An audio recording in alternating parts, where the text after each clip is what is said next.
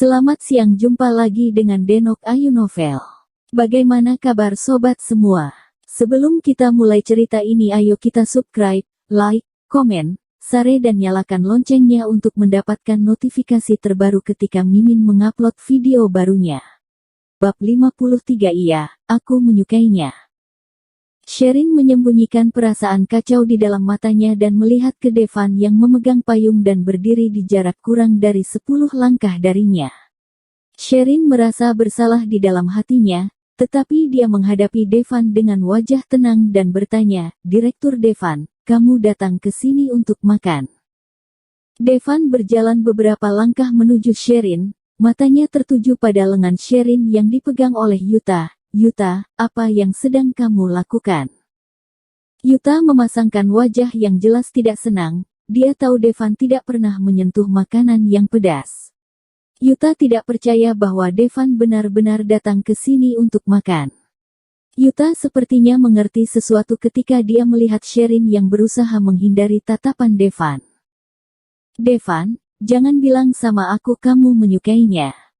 Badan Sherin terasa kaku. "Direktur Yuta, apa yang sedang Anda katakan?" "Devan, apakah kamu menyukainya?" Seperti tidak mendengar kata-kata Sherin, Yuta melihat ke Devan dan mengulangi pertanyaannya. Sherin menyingkirkan tangan Yuta, meletakkan tasnya di atas kepalanya dan jalan keluar. Dia mengabaikan kedua pria tersebut. "Iya, aku menyukainya." Hujan menjadi semakin lebat, tetapi suara lembut Devan terdengar jelas di telinga Sherin. Apakah pria ini sudah gila? Mengapa dia berani mengaku bahwa dia menyukai Sherin di depan orang lain ketika dia sudah memiliki tunangan? "Devan, bukankah dia adalah pembantu rumahmu? Kamu menyukai seorang pembantu?" Suara Yuta berkata. Sherin menghentikan langkahnya dan menoleh ke Yuta dengan tatapan dingin. Setelah beberapa saat, Sherin melirik ke Devan, "Direktur Devan, saya sudah pernah menjelaskan kepada Anda. Saya tidak menyukai pria yang sudah dimiliki wanita lain." Setelah itu, Sherin lanjut berlari di tengah kehujanan. Seakan-akan tahu Sherin akan lari, Devan langsung mengejarnya. Devan mengangkat payungnya ke atas kepala Sherin dan memegang bahunya ketika Sherin ingin memanggil taksi. "Ikut aku. Saya masih harus pulang ke kantor." Tidak berani merepotkan Direktur Devan. Maksud dari jawaban Sherin adalah untuk mengingatkan Devan untuk sadar diri. Karena Sherin mau kembali ke kantor di mana tunangannya berada. Devan melihat ke Sherin, selain wajahnya, pakaian dan rambutnya sudah basah kuyup. Tangannya yang sedang memegang tas juga sudah kedinginan sampai memerah. Devan menyerahkan payungnya ke tangan Sherin dan langsung mengendong Sherin ke mobilnya. Setelah itu, Devan meminta Dylan untuk menghidupkan mobil dan Devan mencoba untuk membuka pakaian Sherin. "Apa yang kamu lakukan?" Sherin tidak menyetujui kelakukan Devan. "Membuka bajumu," Devan menjawab dengan muka santai. Kemudian, dia melepaskan jaket Sherin dengan tenaga yang kuat dan membuangnya ke samping. "Devan, kamu gila. Masih ada orang lain di dalam mobil." Sherin berkata tanpa berpikir banyak. Dylan yang berada di depan tidak tahu menekan tombol yang mana, muncullah satu layar yang menghalang di antara kursi depan dan kursi belakang. "Nona Sherin tidak perlu khawatir. Kualitas isolasi suara layar ini sangat bagus," Dylan berkata. Sherin ingin menjelaskan kepada Dylan, tetapi pada saat itu layarnya sudah menutupi semua penglihatan ke kursi depan. Sherin ingin menggali lubang dan sembunyi di dalamnya. Mengapa mobil sekarang memiliki fitur seperti ini? Tatapan gelap Devan terjatuh di wajah Sherin. Detik berikutnya, Devan langsung memeluk pinggang Sherin dan mencium bibirnya. Sherin merasa kaget dan memaksa Devan untuk melepaskannya. "Devan, apakah kamu sudah gila?" Ketidaksukaan Sherin yang jelas sekali lagi membuat Devan emosi.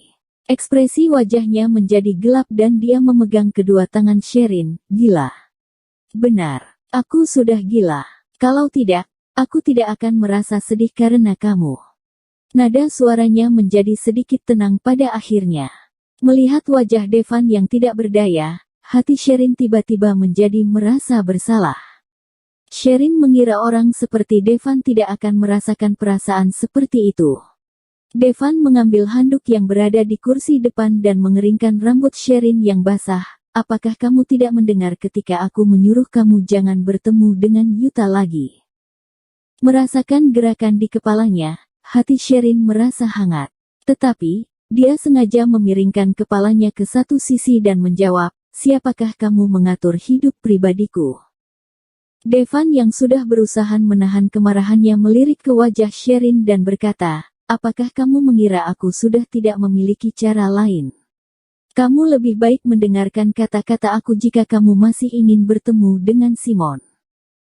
Jelas, Sherin tidak pernah berpikir Devan bisa memakai Simon untuk mengancamnya. Sherin melirik ke Devan dengan wajah tidak senang, bagaimana kamu bisa begitu licik? Mulut merah Sherin yang sedikit menggembung menjadi sebuah kemanjaan di mata Devan. Devan tersenyum dan berkata, aku tidak pernah menganggap bahwa diriku adalah seorang pria bijaksana. Sherin berkata dengan dingin, manusia licik. Devan mengedipakan matanya dan memeluk Sherin lagi, kemudian memberikan Sherin sebuah ciuman yang ringan. Kamu. Sherin, aku serius, Devan berkata dengan wajah serius.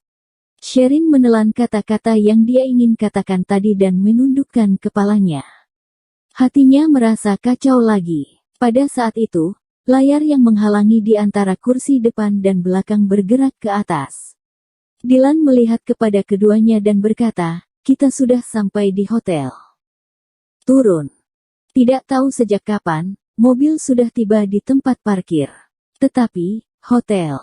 Sherin memegang bajunya dengan erat dan bertanya, Devan, mengapa kamu membawa aku ke hotel?